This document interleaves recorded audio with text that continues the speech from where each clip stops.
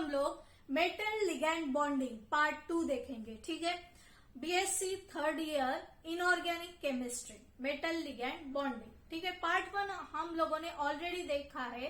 Part 1 में हम लोगों ने वैलेंस बॉन्ड थ्योरी डिस्कस की है। ठीक है, बहुत से ऐसे मेटल कॉम्प्लेक्सेस है कि वीबीटी अच्छे से एक्सप्लेनेशन देते हैं कि मेटल और लिगैंड के बीच में किस तरह से बॉन्डिंग है। ठीक है, लेकिन कुछ ड्रॉबैक्स थे वीबीटी के, तो वो सीएफटी ने दूर किए। इसीलिए हम लोगों को क्रिस्टल फील्ड थ्योरी डिस्कस करना जरूरी है। बेसिक कॉन्सेप्ट कौन सा था वैलेंस बॉन्ड थ्योरी का? मेटल और लिगैंड के बीच, ठीक है, कोऑर्डिनेट बॉन्ड है, कोऑर्डिनेट बॉन्ड। ये जो बॉन्ड है ये कौन सा बॉन्ड है? कोवेलेंट बॉन्ड होता है। ठीक है, इसमें लिगैंड अपनी लोन पेयर ऑफ इलेक्ट्रॉन जो भी उसके पास इलेक्ट्रॉन है वो मेटल को दे देता है। कहा देता है? उसके जो मेटल्स के हाइब्रिड ऑर्बिटल्स है। ठीक है, मेटल हाइब्रिडाइजेशन में जाएगा, न्यू हाइब्रिड ऑर्बिटल्स बनाएगा और उसमें लिगैंड जो है अपने इलेक्ट्रॉन देगा या शेयर करेगा। तो ये एक बेसिक कंसेप्ट है वैलेंस बॉन्ड थ्योरी का। लेकिन जैसे हम लोगों ने इसके ड्रॉबैक्स भी देखे हैं, बहुत सारे मेटल कॉम्प्लेक्सेस का स्ट्रक्चर वैलेंस बॉन्ड थ्योरी जो है बहुत अच्छे से एक्सप्लेन करती है, लेकिन दूसरी जो प्रॉपर्टीज है, बहुत सी ऐसी प्रॉपर्टीज है वो अच्छे से एक्सप्लेन नहीं कर पा रहा है। इसीलिए हम लोगों को सीएफटी के हेल्प से वो प्रॉपर्टीज को समझना है और सीएफटी एक प्रॉपर एक्सप्लेनेशन देती है कि क्यों कलर ट्रांजिशन मेटल कॉम्प्लेक्सेस क्यों कलर्ड होते हैं, बहुत सारी जो मैग्नेटिक प्रॉपर्टीज है वो क्यों दिखाता है वो पर्टिकुलर मेटल कॉम्प्लेक्स। तो ऐसे बहुत सारी जो डिफिकल्टी आ रही थी वो क्रिस्टल फील्ड थ्योरी ने सॉल्व कर दी। तो उसके पहले हम लोगों को क्रिस्टल फील्ड थ्योरी के कुछ सेलेंट फीचर्स देखना बहुत जरूरी है, जो अभी हम 1 बाय 1 देखेंगे। तो फर्स्ट देखो, सेंट्रल मेटल एटम और आयन सराउंडेड बाय लिगैंड्स। ठीक है, ये पॉइंट्स मैंने शॉर्ट में लिखे हैं, आप लोग एग्जाम में इलेबोरेट करके लिख सकते हो। ठीक है, एक्सप्लेनेशन जरूरी है, आप लोगों को वो कंसेप्ट समझना बहुत जरूरी है। फिर आप लोग अगर कुछ शॉर्ट पॉइंट्स है उसे अगर मगअप भी करके गए तो एग्जाम में अच्छे से उसे एक्सटेंड करके लिख पाओगे। ठीक है, तो देखो first point, central metal atom और ion surrounded by ligand. Simple concept क्या है इसका? जो मेटल एटम है, ठीक है, जो पॉजिटिवली चार्ज मेटल एटम है, मेटल एटम को हम पॉजिटिव चार्ज देंगे। बहुत सारे वैकेंट ऑर्बिटल्स रहते हैं मेटल में। ठीक है, डेफिशिएंसी है इलेक्ट्रॉन की, इलेक्ट्रॉन कम है, इसीलिए मेटल क्या है? पॉजिटिवली चार्ज है। ठीक है, इलेक्ट्रॉन जो है अनपेयर्ड इलेक्ट्रॉन भी होते हैं, लेकिन ऑर्बिटल्स भी वैकेंट होते हैं, इलेक्ट्रॉन की कमी है ऑर्बिटल्स में, तो उसे हम पॉजिटिवली चार्ज मेटल आयन को पॉजिटिव चार्ज देंगे। मेटल्स कैसे होते हैं? Electropositive, they have a tendency to donate the electron, तो वो खुद पॉजिटिव चार्ज ले रहे हैं। सराउंडिंग इसके लिगैंड ड्रॉ करेंगे। ठीक है, इस तरह से जो है हमारे पॉइंट्स में क्या लिखा है? हमारे फर्स्ट पॉइंट में लिखा है सेंट्रल मेटल आयन और ion is surrounded by ligand. Structure कैसे है? जो सेंट्रल मेटल एटम है वो उसके आजू बाजू, ठीक है, पूरे साइड में क्या रहेंगे? लिगैंड के मॉलिक्यूल्स रहेंगे। अगर न्यूट्रल है लिगैंड तो हम लोग न्यूट्रल मॉलिक्यूल वर्ड यूज करते हैं, या वो F माइनस Cl माइनस इस तरह से चार्ज है तो उनके पास इलेक्ट्रॉन रहते हैं, वो पर्टिकुलर आयन के पास इलेक्ट्रॉन रहते हैं। तो first according to first point इस तरह से जो है वो स्ट्रक्चर रहता है। ये स्ट्रक्चर कहा देखा हम लोगों ने? जैसे NaCl में जो है आयोनिक कंपाउंड है NaCl, तो Na+ आयन जो है उसके सराउंडिंग एरिया में Cl- रहेगा। ठीक है, वो तो एक आयोनिक कंपाउंड है, वो प्योरली आयोनिक कंपाउंड है, उसे 100% आयोनिक कंपाउंड बोलते हैं। लेकिन ये 100% आयोनिक कंपाउंड नहीं होता है, चार्जेस होते हैं डेवलप। अभी ये जो है लिगैंड है ये निगेटिवली चार्ज है और ये पॉजिटिवली चार्ज है, लेकिन 100% आयोनिक बॉन्ड नहीं रहेगा।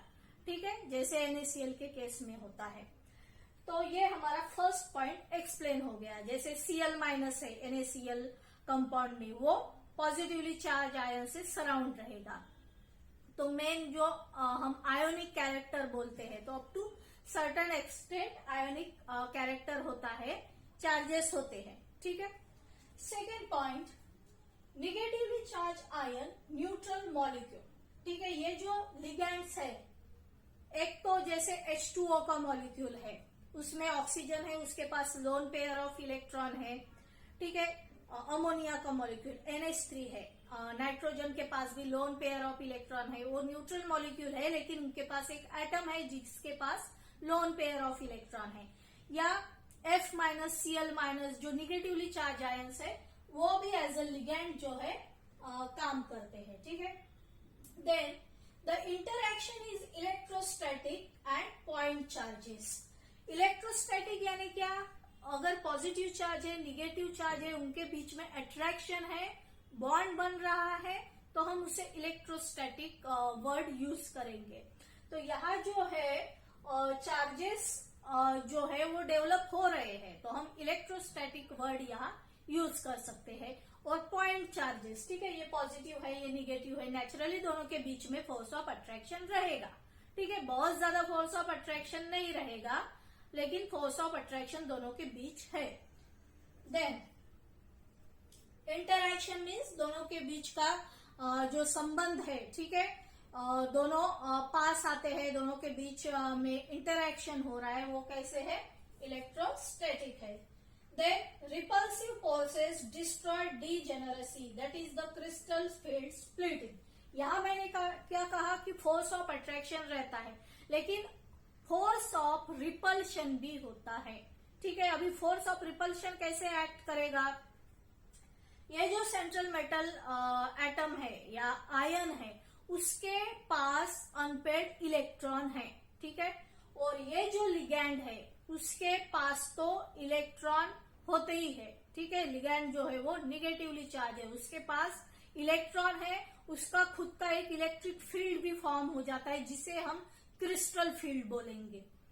इलेक्ट्रॉन यानी क्या, जब भी हम इलेक्ट्रिसिटी बोलते हैं मीन्स फ्लो ऑफ इलेक्ट्रॉन्स, ठीक है। अगर इलेक्ट्रॉन्स है तो इलेक्ट्रिक फील्ड नेचुरली जनरेट होगा लिगैंड के आजू बाजू में, ठीक है। तो उसे ही हम क्रिस्टल फील्ड बोलेंगे। तो लिगैंड क्या कर रहा है, अपना क्रिस्टल जो है फील्ड बना रहा है। तो ये हो गया लिगैंड। और रिपल्सिव फोर्स किस तरह से डेवलप होता है, ये जो मेटल के डी ऑर्बिटल्स है, ठीक है, उनमें इलेक्ट्रॉन प्रेजेंट है, तो उनके जो इलेक्ट्रॉन है और ये जो लिगैंड के इलेक्ट्रॉन है, उनके बीच में रिपल्शन होगा, इलेक्ट्रॉन इलेक्ट्रॉन का रिपल्शन होगा। और ये जो रिपल्सिव फोर्स है, इसकी वैल्यू बहुत ज्यादा होती है देन द अट्रैक्टिव फोर्स, ठीक है।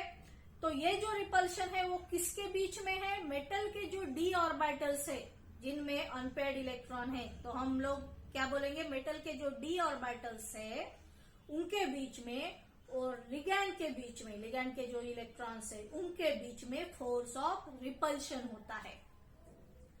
तो यहाँ जो है फोर्स ऑफ अट्रैक्शन भी है और फोर्स ऑफ रिपल्शन है, जो ज्यादा है then the force of attraction, okay.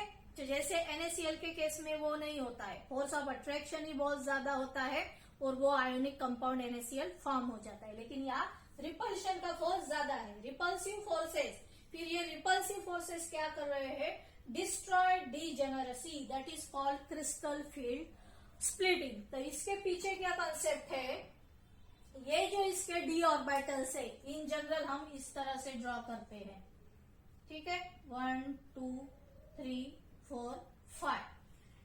ये जो ऑर्बिटल्स है इनके नेम भी दिए गए हैं, DXY, DYZ, DZX, DX2, Y2, DZ2, ठीक है। तो ये जो ऑर्बिटल्स है ये डीजेनरेट है, इन सब की एनर्जी कैसे है, सेम है, उसे बोलते हैं डीजेनरेट ऑर्बिटल्स। तो इनकी डीजेनरेसी डिस्टर्ब हो जाती है ड्यू टू रिपल्सिव फोर्सेस, ठीक है। अभी एक सिंपल कंसेप्ट है, यहाँ जो है दो फोर्सेस एक्ट कर रहे हैं।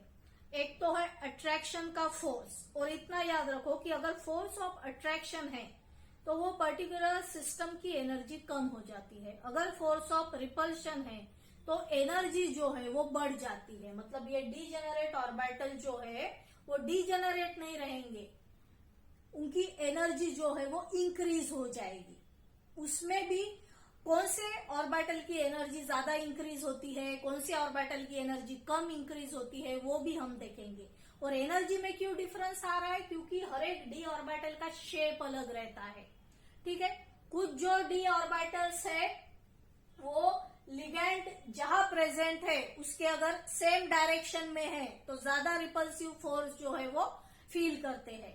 कुछ जो है अगर दोनों लिगेंड अगर मिडल में अगर लिगेंड है, ठीक है, दूर है, एकदम डायरेक्ट वो एक्सिस के ऊपर नहीं है, लिगेंड के एक्सिस के ऊपर नहीं है, तो वो पर्टिकुलर डी ऑर्बिटल कम रिपल्सिव फोर्स जो है वो फील करेगा। तो वो भी हम डिटेल में देखेंगे।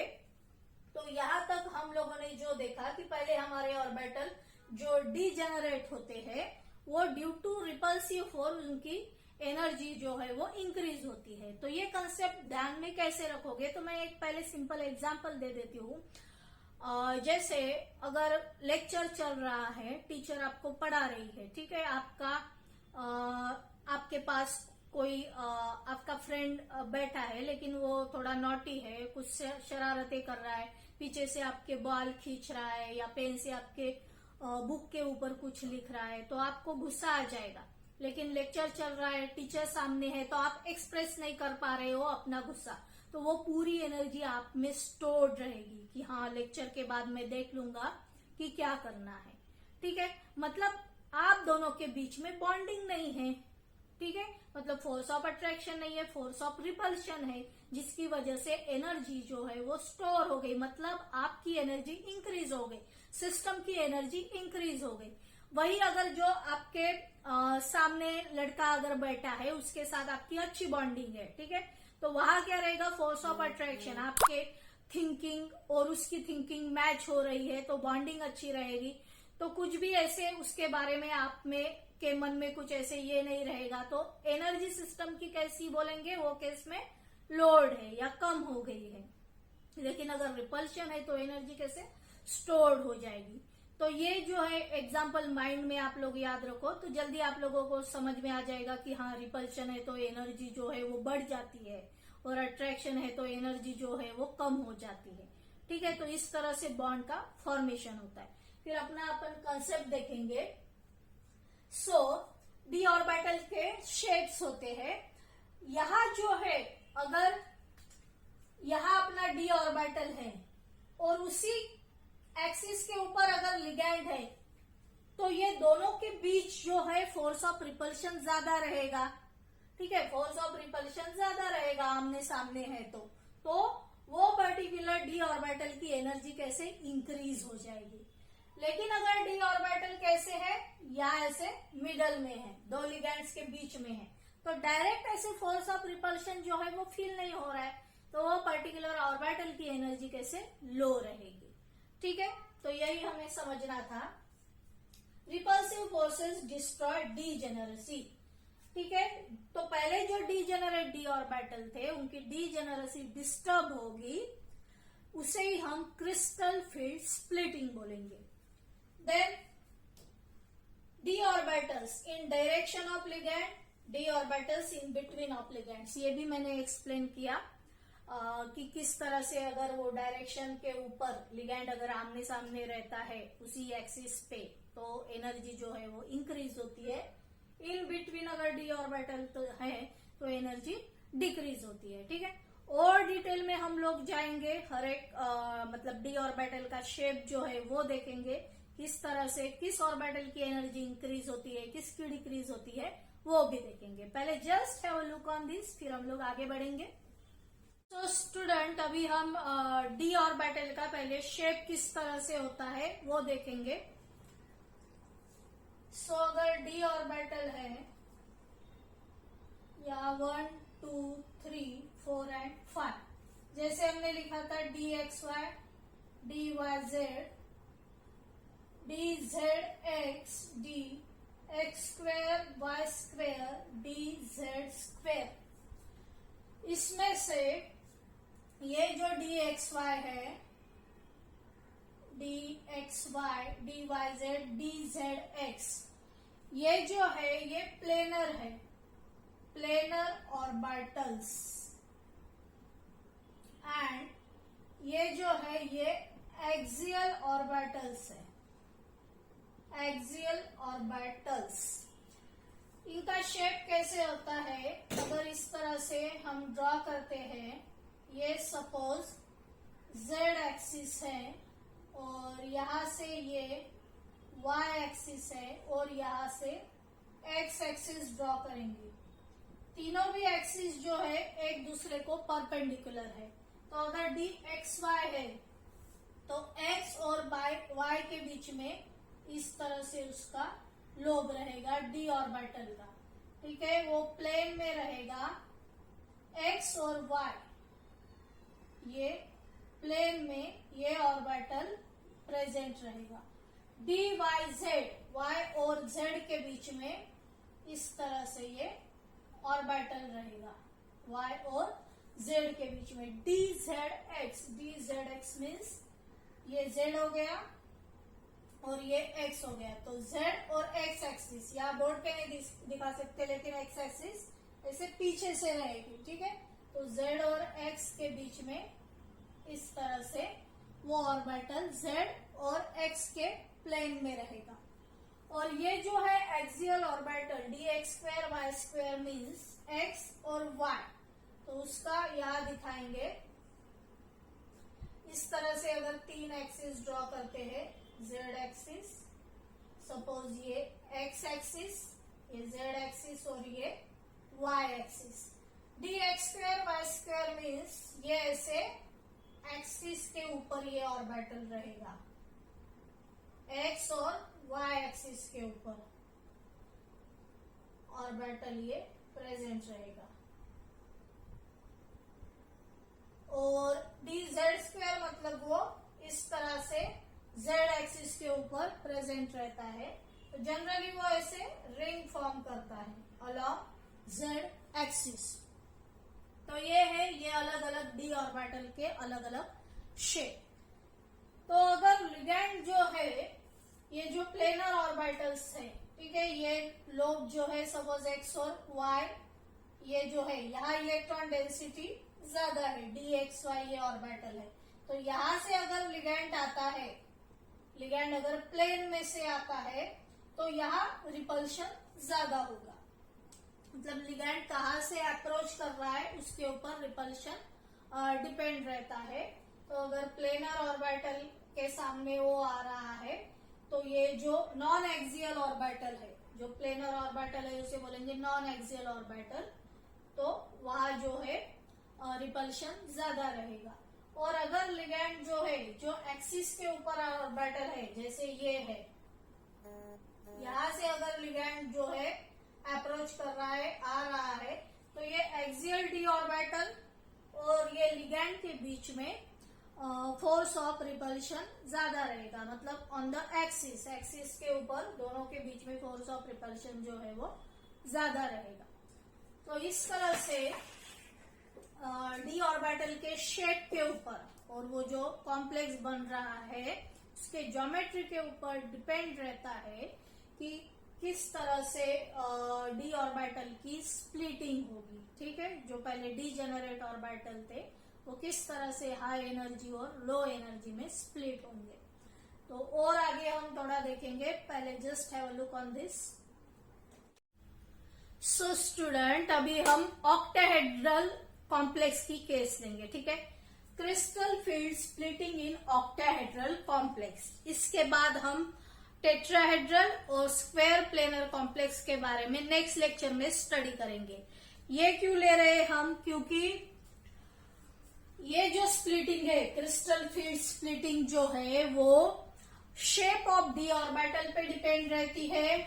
Shape of D orbital and geometry of the complex. ठीक है, ये हम डिस्कस करेंगे। ऑक्टाहेड्रल कॉम्प्लेक्स है, उसका स्ट्रक्चर कैसे होता है? सेंटर में इस तरह से मेटल एटम और आयन रहेगा। ठीक है, तो एक हम सेंटर ही ड्रॉ कर लेते हैं। सपोज या X axis, Y axis, Z axis draw करेंगे।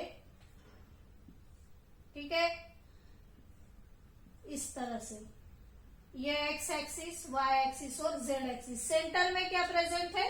सेंट्रल मेटल आयन भी हो सकता है या एटम भी हो सकता है।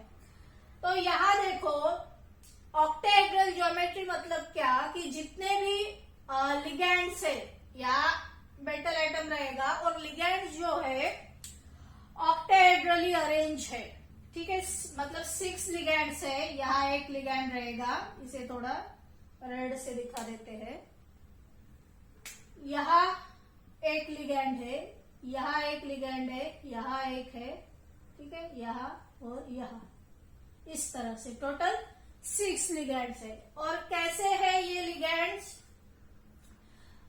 जो लिगैंड्स है वो एक्सियल लिगैंड्स है, एक्सिस के ऊपर है।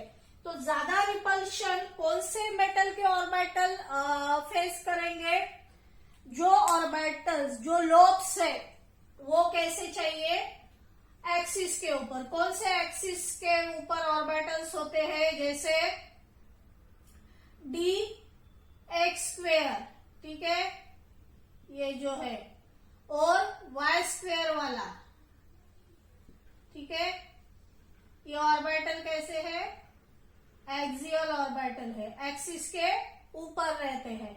और एक डी जेड स्क्वेयर वाला, जो इस तरह से राउंड, जिसकी डेंसिटी ज्यादा रहती है। मतलब कौन से orbital? D x square, y square और डी जेड स्क्वेयर। ठीक है, ये जो लिगैंड है ये एक्सिस के ऊपर है, तो दोनों के बीच में क्या रहेगा? फोर्स ऑफ रिपल्शन ज्यादा रहेगा और एनर्जी इंक्रीज हो जाएगी। कौन से ऑर्बिटल की एनर्जी इंक्रीज हो जाएगी? ये दो ऑर्बिटल्स की।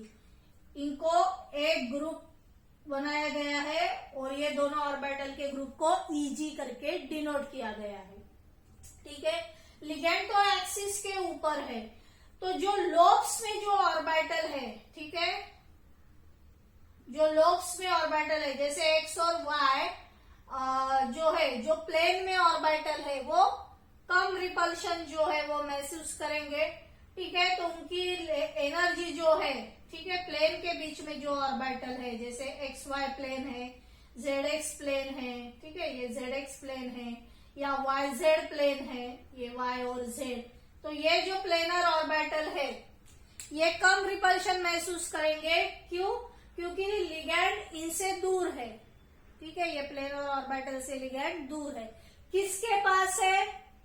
एक्सियल ऑर्बिटल के पास है, तो यहाँ रिपल्शन ज्यादा होगा और ये दो एक्सियल ऑर्बिटल की एनर्जी ज्यादा होगी। ठीक है, कम किसकी होगी?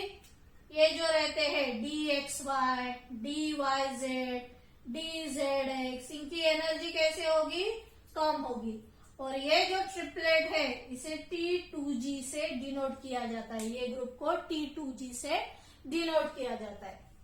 नेक्स्ट, अभी प्रॉपर डायग्रामेटिकली इसे समझेंगे। पहले अपने ऑर्बिटल्स कैसे थे? डीजेनरेट, 1 2 3 4 5। ठीक है, 5 ऑर्बिटल कैसे थे? डीजेनरेट ऑर्बिटल्स थे। ठीक है, फिर क्या हो गया कि जैसे लिगैंड इनके पास आते हैं तो दो ग्रुप्स में वो डिवाइड हो गए। ठीक है, ऊपर जिनकी एनर्जी ज्यादा है वो है इजी, जिनकी एनर्जी कम है वो ग्रुप को क्या नेम दिया गया है? T2G। यहाँ कौन से दो ऑर्बिटल है? D x square, y square, और दूसरा जो है डी जेड स्क्वेयर। यहाँ कौन से ऑर्बिटल है? 3 orbital, d x y, d y z, d z x, जिनकी एनर्जी कम है। ठीक है, ये अपनी डीजेनरेसी की लेवल एनर्जी और लोअर एनर्जी में। और ये दो अभी सेपरेट हो गए तो इनके बीच में एनर्जी का डिफरेंस है, वो एनर्जी का डिफरेंस ऐसे डेल ओ करके ऐसे दिखाते हैं, इसे ऑक्टाहेड्रल फील्ड के लिए ओ यूज करते हैं और वो है 10 DQ। 10 DQ ये वाली क्वांटम थ्योरी में आप लोग स्टडी करोगे कि 10 DQ वैल्यू है, याद रखो कि एनर्जी डिफरेंस कितना है 10 DQ। यहां से यहां तक की जो एनर्जी का डिफरेंस है वो 0.4 DQ, ठीक है, ऐसे डेल ओ से दिखाएंगे। और यहां से यहां तक के एनर्जी का डिफरेंस जो है वो प्लस 0.6 डेल ओ। यहाँ जो है एनर्जी इंक्रीज होती जाती है इसीलिए प्लस साइन, नीचे एनर्जी डिक्रीज हो रही है इसीलिए निगेटिव साइन। तो ये जो हमने स्टडी किया इसे क्या बोलेंगे, क्रिस्टल फील्ड स्प्लिटिंग, और उसकी भी एनर्जी कितनी है 10 DQ, ठीक है। ये हमने ऑक्टाहेड्रल कॉम्प्लेक्स के लिए देखा। ऐसे ही हमको टेट्राहेड्रल कॉम्प्लेक्स की पहले ज्योमेट्री देखनी पड़ेगी कि जो लिगेंड्स है वो एक्सिस के ऊपर है या इन बिटवीन द एक्सिस है, प्लेनर है, तो वो सब हम नेक्स्ट लेक्चर में देखेंगे, मतलब टेट्राहेड्रल और स्क्वायर प्लेनर कॉम्प्लेक्सेस के बारे में। सो आई होप इतना आप लोगों को अच्छे से समझ में आया होगा। So thanks for watching this video.